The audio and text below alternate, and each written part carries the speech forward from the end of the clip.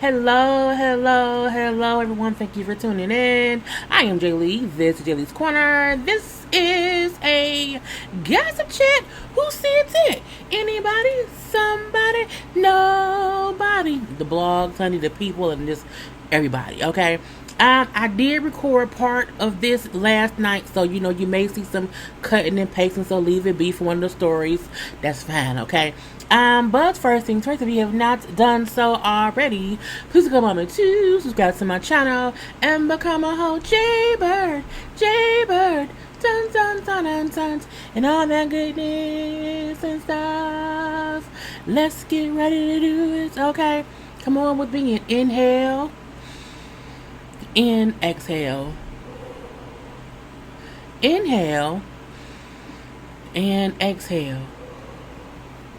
And to take a moment to relax, to relate, to release, and to center yourself, because a lot is going on in the world and people's lives, and we need to always remember to breathe, okay?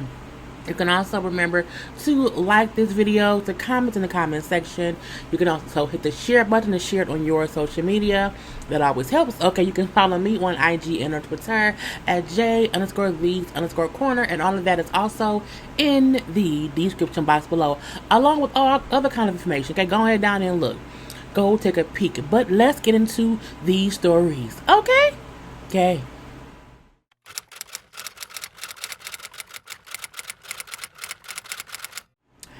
And in playing with your marriage news, we have two couples on two different sides of the marriage plan coin, okay? First up, we have Ray J and Princess, okay? Ray J and Princess, who got married in 2016 and has had plenty of foolishness going on between the two of them, with him still kind of sort of being a cheater and her kind of sort of been a drama king, not drama king, but a drama queen for her husband cheating when she married him knowing he was a cheater, okay? Anyway, Princess had filed for divorce from Ray J in May of this year because she said, I was tired. He left me in Vegas destitute, with a kid, and I was pregnant. I'm so tired. I want a divorce immediately, okay? That was in May of this year. We have seen them on Love Hip Hop Hollywood. We've seen them on, well, I didn't see them on Zeus when they had a whole conversation, which I'm like, for what? Poor K, okay? But I feel like they have been trying to get their own show about their issues. I never felt like when they were trying to work through their issues, it was for the right reasons. I felt like it was always for a check, okay? But now we see that Princess Love has filed to dismiss her divorce proceedings, okay? She filed on the July 16th to, leave that divorce alone. She gonna tell her husband or whatever. I feel like, look, she don't work. He may not be able to work as much because this whole pandemic has stopped everybody's bag. And she like, you know what? It may be better for me to just stay with him. Now, I'm not saying that she does not love him, but, this whole thing has probably made Ray stay his ass at home, okay? And not be going out and doing things or whatever. So their marriage could be better. They have been co-parenting them two children they have, little Melody and little Epic. Melody is 2, Epic is 6 months. 6 months.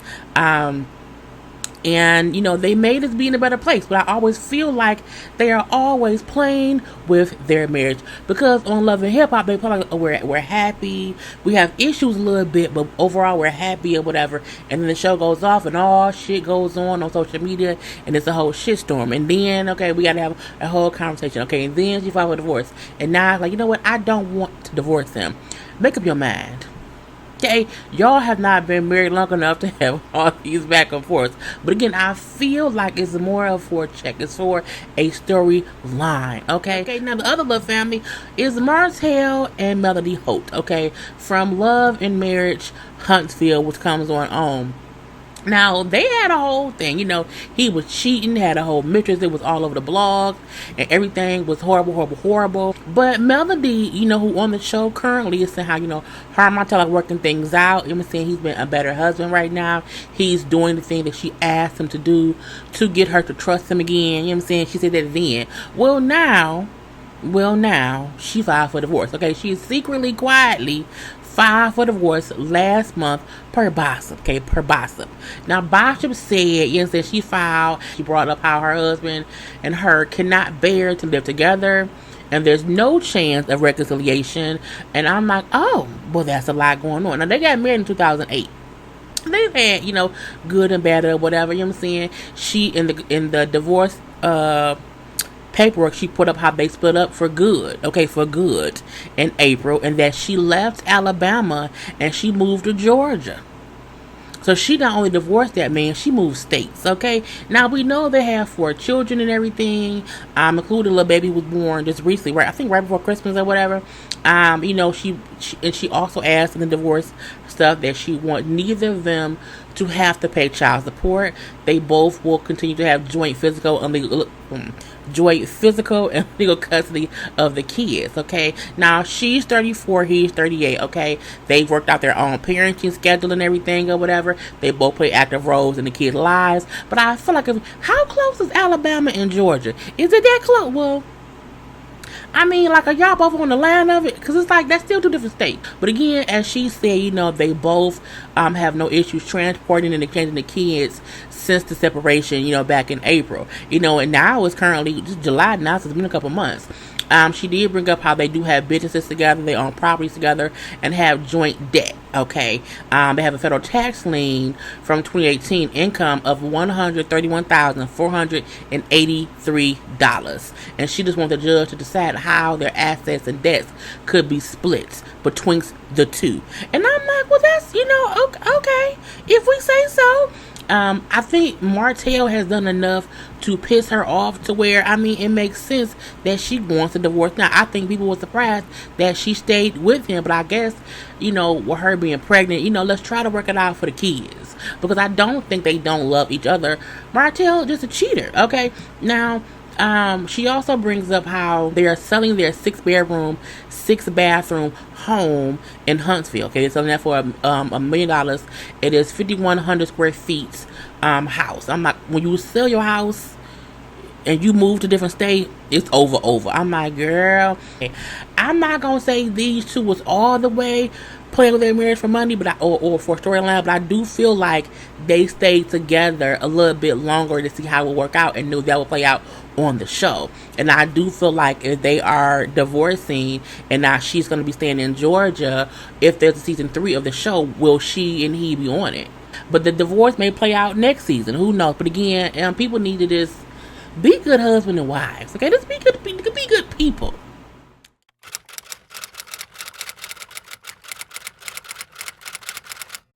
Well, shit just got real. Okay, so our good friend Tamara Mari Housley, okay, announced that she was leaving The Real. Okay, now we know she has been on the show since it started back in 2013.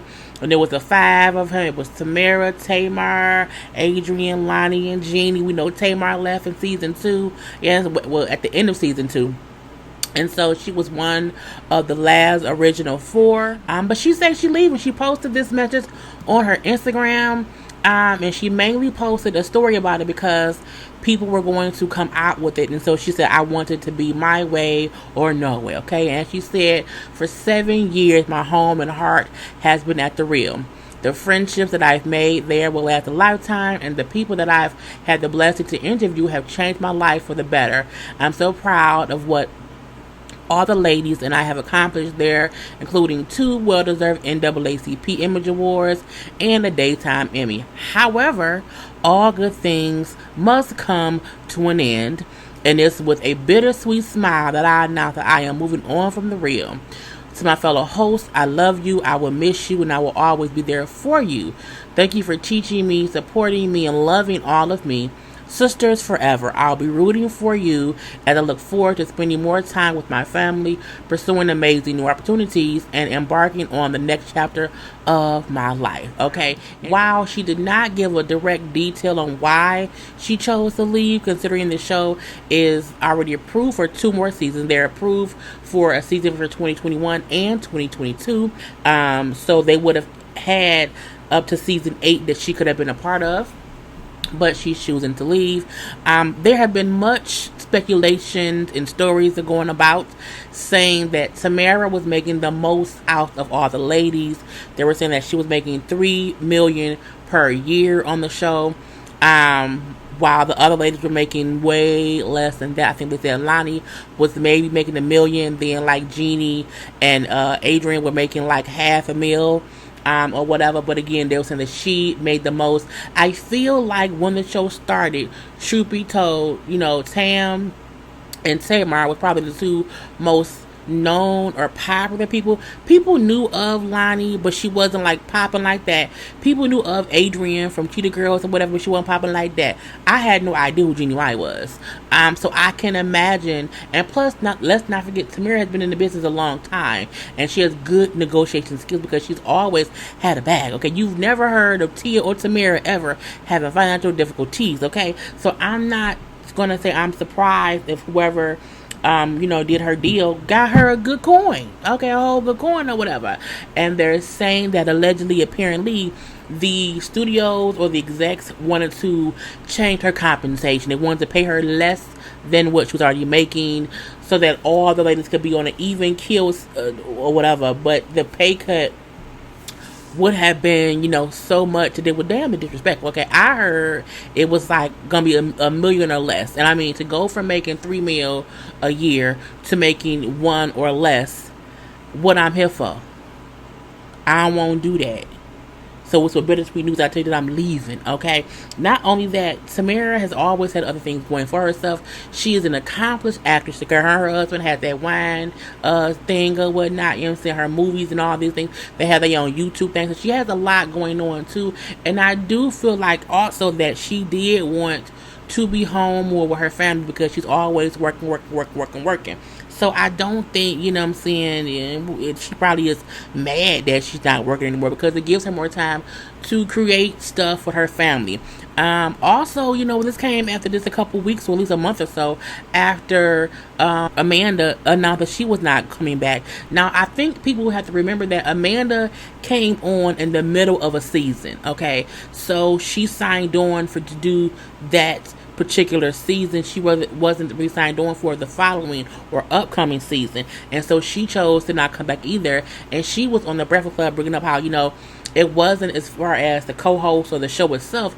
It's all the behind the scene things that goes on, but you don't realize that you have to deal with the producers, the co-producers, the executives, the this and that or whatever. She's like, the part of interacting with the co-host is only like an hour of that. You know what I'm saying? Other than that, you're dealing with everyone else. But I mean, to lose Amanda and to lose Tam, I mean, is anyone going to tune in for just Adrian, Jeannie Mai, and Lonnie? I mean,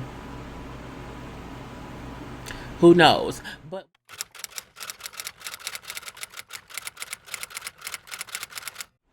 so we had Tiffany Haddish. Okay, Tiffany Haddish was on her IG live and everything.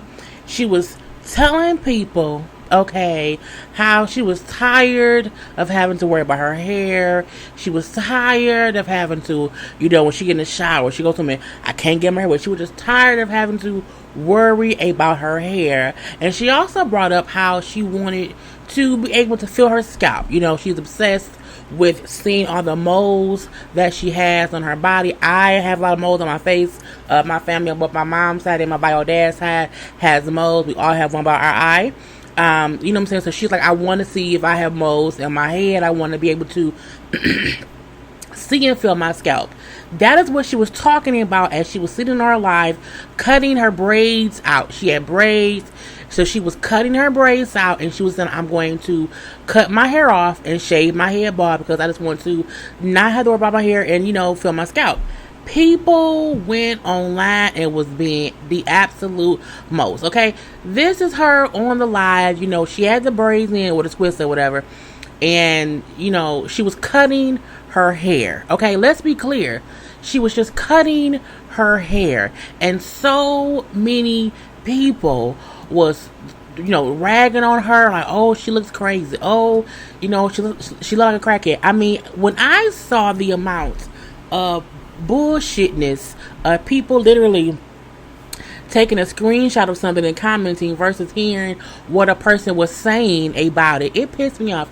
People are so sometimes judgmental without needing a reason to, without knowing the reason that something is happening. You know what I'm saying? I had friends, I had family who had commented and said things about her or whatever, and I kept post like, no, she's not going crazy. No, she's not hasn't lost her mind. She don't look bad. This is how it looks when someone is in the process of cutting their hair off.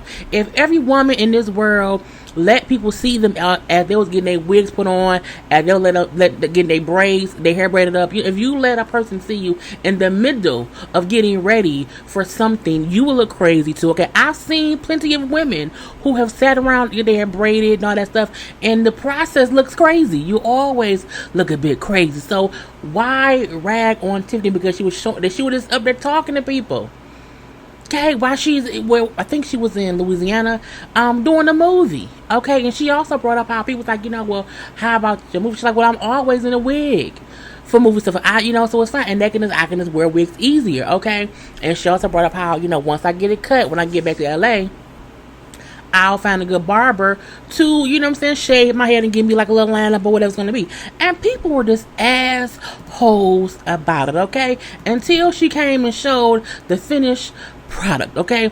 You have to allow people the time to get the finished product from this to this, because that's what happens. That is what happens in hair salons. Nobody come in looking like this. They come in looking like this. No one posts this picture on their IG. They post this picture on IG. But she was brave enough to show her process. And not because she was trying to look good, because I'm sitting here cutting the damn braids out my hair. I was so frustrated with people acting as if she was crazy. Compare her to looking like men. Oh, she look like Q-Tip. Oh, she look like Papa Pope. I'm like, y'all is some rude ass motherfuckers if you ask me. She looks great. Okay, she looks as great as any other woman who shaves her head. And then to keep comparing her, I seen someone actually compare and say she tried to look like Sanaa Lathan and it didn't work. No, she was not. But Sanaa Lathan did not let you see how it looks in the in-between stages. You seen her, it was all pretty looking. You know what I'm saying? We cannot always make people feel like they crazy.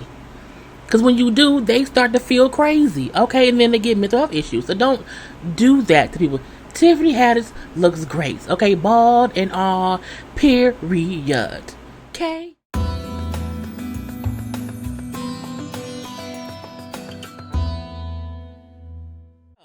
Tamar Braxton, prayers are definitely needed for Tamar. We all know by now Tamar is currently in the hospital because it's alleged that she attempted suicide last night in her hotel room.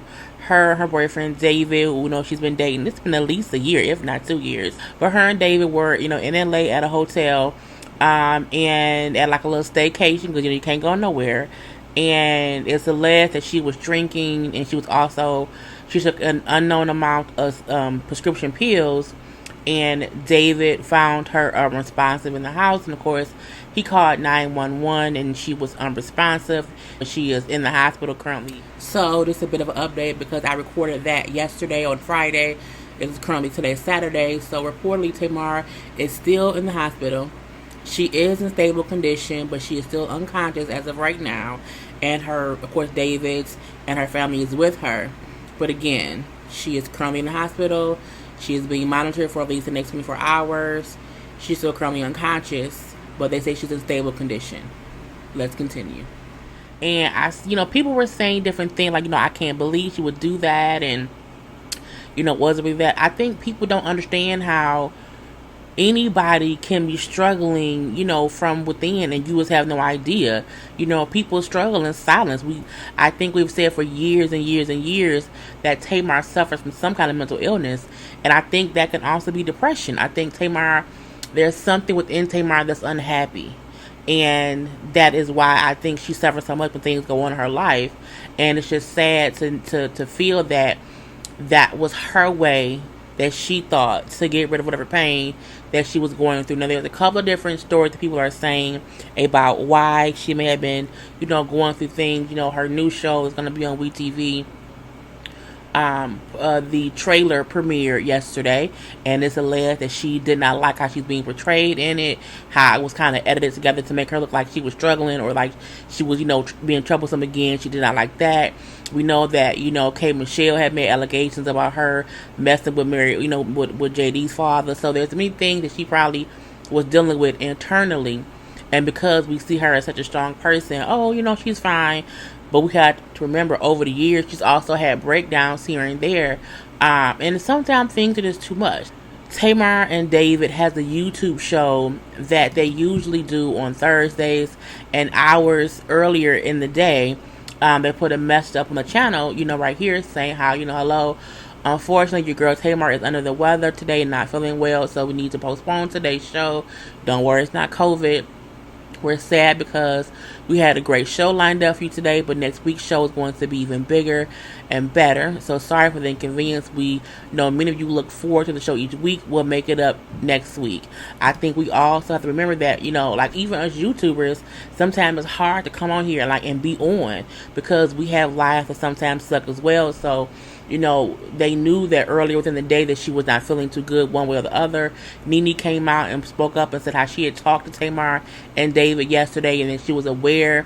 Well, her and Tamar talk regularly, and she was aware that Tamar was not in the best mental state, and she tried to talk Tamar out of the mental state that she was in. So again, at least she had a friend to try to talk to her, but sometimes that does not help. We also know that some kind of way, I don't know how this text or this message was able to get out. Tamar had typed up a tweet that she was supposedly going to tweet, but she ended up just sending it to her family. Now, again, I don't know how it got out because it was a draft that she sent. So someone in her family or whoever has access to her phone, let this get loose. Where she put up, I am a slave. I do not own my life, my stories, my pictures, my thoughts or beliefs. I've asked my master to free me. I'm threatened and punished for it.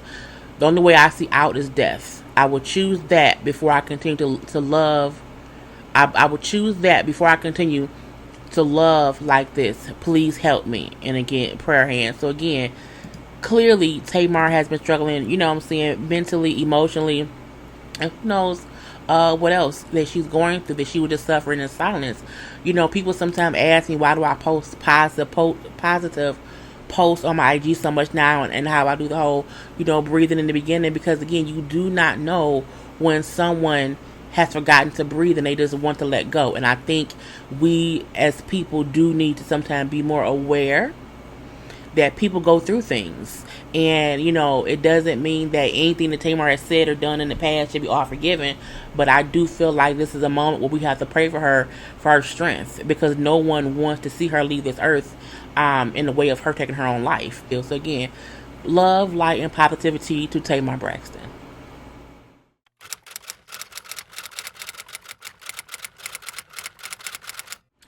And in what the fuck news, girl, Brashir, I don't know. Hakeem Lyon, okay, Hakeem Lyon was written, I think it's Brashir Gray, okay, honey, he was arrested, wholeheartedly arrested after his wife, which I didn't even realize he was really married, but he is, his wife flagged down a, random car after she had escaped from their home. Random car by there, and a man took her to a gas station, or I think it was maybe the local little Circle K, some little place to call the police, okay? They called the police, and she said her husband, okay, Hakeem Lyon, who, he looks dehydrated. He looks, the eyes, the bloodshot. Honey, is he on something? I don't know. But she told the police, I had escaped. Okay, he had been beating on me for hours. He choked me out till I passed out. And I finally escaped or whatever. I'm at the little place. Come get me. Okay. So the police went to her and said that she had physical scars and bruising. And they could tell that she had been in some kind of fight or some fisticuffs with someone. Okay. So they then went to their home. Okay. To try to talk to, to try to arrest Hakeem. Okay. Was at the house. Okay. And this all happened in Arizona. He did not want to come out to talk to police. I mean, what it was. This was around 10 o'clock that evening. Okay, so overnight, the police, the SWAT team, the negotiators all was there trying to get him to come out the house. He did not come out the house until like 7 o'clock the following morning, where he was then arrested. Okay, arrested for on aggravated assault, and then disorderly conduct. Okay, I guess because he didn't come outside to talk to the police. he looked like he needs some help. Okay, he looked like, and we all know it's a whole pandemic going on or whatever, and he ain't working right now, whatever, and who knows what he's going through. But no matter what, no matter the pandemic or whatever else, he had no right to be jumping on that lady, hitting that lady, and talking out. That's just stupidity. Okay, his ass is in jail. Okay, he is still in jail. He's only 26. What is you doing? Where's your parents? But it's just foolishness. Again, somebody get Cookie and Lucius. Go get him. People on that show have just had bad luck. Well, at least 2 or 3 of them sons, okay? He looked like he was high and drunk on some bullshit. And somebody need to go sit his ass down somewhere. Sit down somewhere, Hakeem. Sit down somewhere.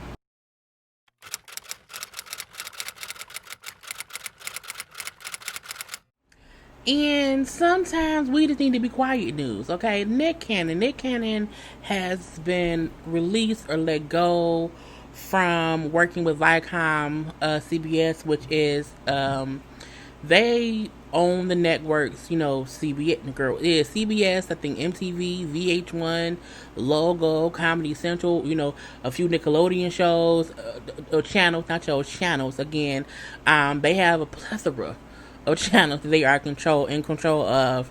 And because Nick was on his radio show, no, not a radio show, it's his podcast, and he was having a conversation with Professor Griff, who used to be in Public Enemy, where they were speaking about different things, and I feel like Nick was speaking from a place that he was not fully aware of what he was saying. And in one of his statements after the fact, he did bring up how he did not realize that what he was speaking of was not factual. It was more propaganda and rhetoric of some bullshit that was not even true and everything. But he was saying how people who don't have pigment in their skin are less than, they also are less compassionate, they work out of fear and anger, and they be out here raping and pillaging and stealing up whatever. It was a lot. Now the podcast is no longer available, at least that episode, so I can't go back and see exactly what he said. I had only seen like maybe 2 little clips of it, and when I seen it, I was confused on what happened. Because I was like, how did they get to this conversation? Like, who are they talking about? I thought he was talking about white people who took us from our land. I'm like, okay, they were barbaric. They did take us and beat us and rape us. And, that did happen, but that wasn't what he was talking about. And that does not even mean that they're less than us. I think the issue I had with what he said, we should never say that someone else is less than us. They're different. They're definitely different, but I don't think we should ever say that anybody is less than us, because we all want to definitely be known that we're all equal. So he, of course, was on, and at first he was like, I said what I said, and Viacom, y'all need to apologize to me. Okay, and I want y'all to give me full control of Wild 'N Out, 'cause that's my show. Okay, so he was that. Okay, went from that to, bruh, you really fucked up this time. Like, you really, really, really fucked up. And he brought up how different rabbis and different people of the Jewish faith came to him, because he was speaking about Jewish people. Okay, and they came and said, hey, this is why what you said was wrong and offensive. And once they explained it to him, he realized, oh, I really offended people, and that was not my intent.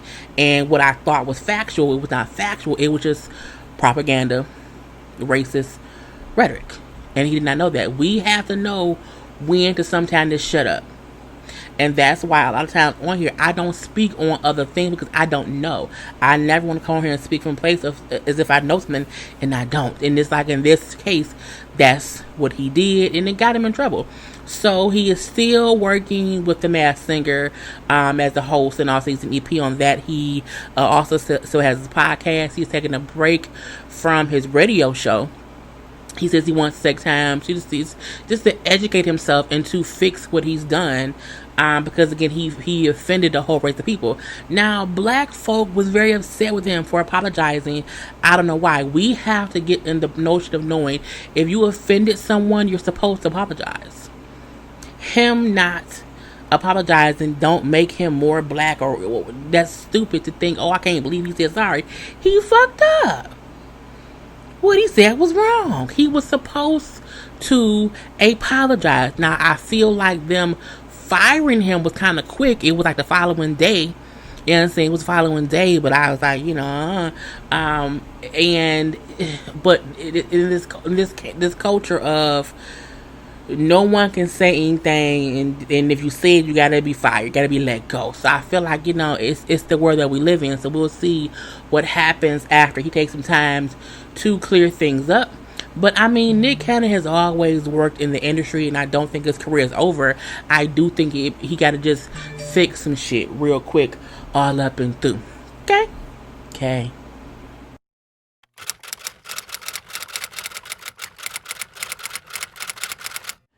Honey, this is a whole mess. Okay, a whole mess of a mess of a mess. Tory Lanez and Meg Thee Stallion, okay, two rappers, okay, in this industry have been hanging out. Okay, we have seen them on her live, on his live. They have been hanging out, friendly, and all those things. Okay, we also saw like that night they was hanging out the crib or whatnot. You know what I'm saying? It was fine. Okay, then we found out later on, oh, Tory Lanez was arrested for having a gun. Went from that to, oh yeah, there was supposedly an argument at some party, some shots rang out. There were all these like little itty bitty pieces of the story. Well, now that things have unfolded more, that's why I waited to talk about this, because again, every like couple hours there was some a little bit more. So apparently, allegedly, what's happening was, we first thought Tory was arrested, Meg's foot was cut by some glass, and that was it. But oh no, Tory was arrested for the gun that was found in the car. Her foot was not cut from glass. She was actually shot in the foot, okay? And at first it's like, well, who shot her? Now, Meg's friend, her best friend, Kelsey Nicole, was the other girl in the vehicle. Now, she denied that she was the one who shot Meg. I didn't shoot her. She's my best friend. I was not the one with the gun. I would not do that, but I was in the car.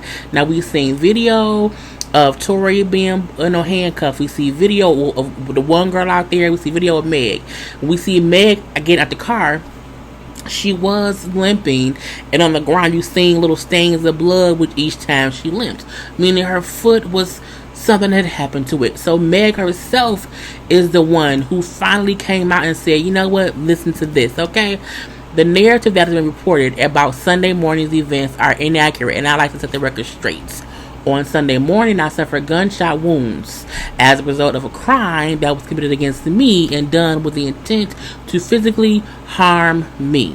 I was never arrested. The police officers drove me to the hospital where I underwent surgery to remove the bullets. Okay, plural. I'm incredibly grateful to be alive and that I'm expected to make a full recovery. But it was important for me to clarify the details about this traumatic night because, okay, she should. I'm currently focused on my recovery so I can return back to my life and back to making music as soon as possible. She also just put up in the notes of her post that I was never arrested. This whole experience was an eye-opener, a blessing in disguise. I hate that it took this experience for me to learn how to protect my energy, okay? And I'm like, that's a good thing. Now, we also saw her put up on Twitter like a day or so later, you know what I'm saying, black women are so unprotected and we hold so many things in to protect the feelings of others without considering our own. It might be funny to y'all on the internet and just another messy topic for you to talk about, but this is my real life and I'm real life hurt and traumatized. I think people need to understand that she was shot in the foot. She could have died. Okay, I have a friend who was arguing with somebody or whatever. It was a whole bunch of us around and it was a big argument and somebody's gun fell and she was shot in the leg. Okay, but again, she was still shocked and traumatized. You don't get, even if a bullet wound was something simple or whatever, how close you can come to possibly dying, okay? So she should be traumatized, but on social media, you had people comparing it to, Harlem Nights. Oh, you gonna shoot me in my pinky toe. You had people comparing it to Boys in the Hood when Ricky got shot. There's all these things, these memes and these jokes that people were telling, not realizing she was shot. Period. Okay, it was people who were like all on his arrest record because again it listed that he was like 120 pounds or whatever and maybe 5'3". I didn't know he was that short. He my height. or whatever. So again, it was more jokes coming out at first, but she made it clear, I am not happy about all this. See, the thing about it is, they're saying that Tory Lanez is the one who shot her in the foot when she was trying to get out of the car, and there was some kind of argument, okay, that ensued. So the police were trying to piece together what's going on, but because, people are not really, participating in the investigation, they're having a hard time, getting more information. Now, the original charge, I believe, which is the gun charge, they're trying to up it to assault with a deadly weapon, because he's saying that it was an accident. Okay, because if he was not saying it was an accident, if they thought that he was really trying to hurt her, it would have been probably attempted homicide. But again, they're trying to just up the charges to possibly assault with a deadly weapon or whatever, because he's gonna say, well, it was an accident. I'm like, that's kind of crazy. Now, he has been released on $35,000 bail, and he has to go back to court. I believe it was like October 13th. We ain't heard shit from him since. Not a word. I think his lawyers had probably advised him, don't say nothing, just stay quiet, don't do it. Now, we know Meg's bodyguard came out talking about, I wasn't with her that night, and that's why things went down the way it did. Okay, I would not be away from her side ever again, for that.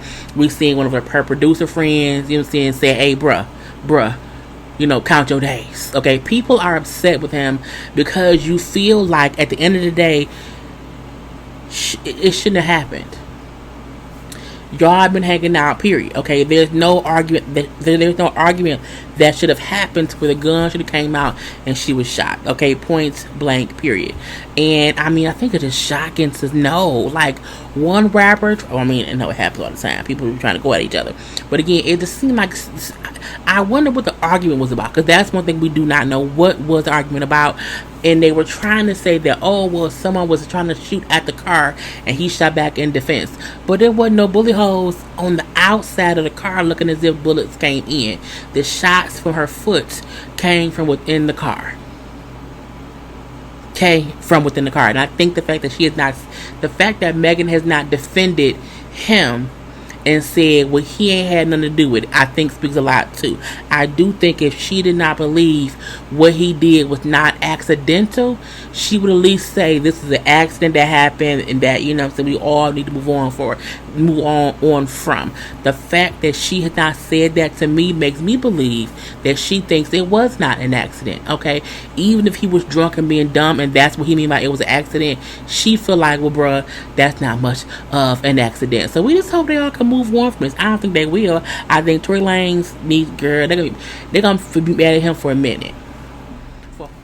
And that was all for this gossip chat. Okay, I will talk to y'all later. Do not forget to like this video, to comment in the comment section, to share it on your social media, to also follow me on IG and on Twitter at J_Lees_Corner.